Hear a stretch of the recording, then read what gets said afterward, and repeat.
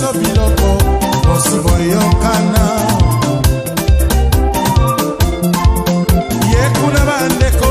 azali komona pasi na neige malili bakayu pasi afuta foneo afuta edefeo afuta pale akotina biloko epai na binongo bagérara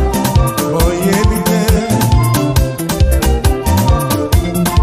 pasi akomona ye akotina biloko ntango nyonso yo papa omoli gérant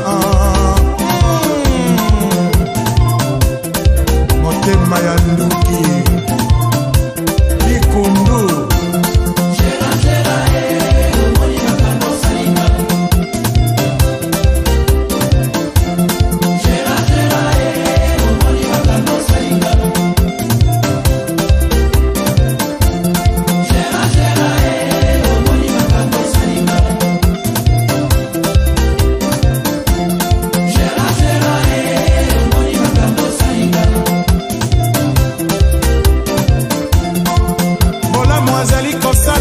ezali mpona famille mobimba ye etambola ye yo gérant yo koteka biloko okamati mbongo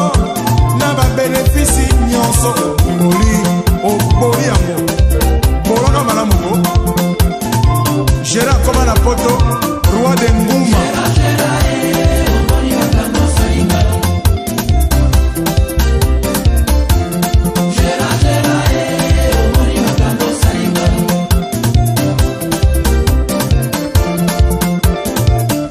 Gérard comme un apôtre.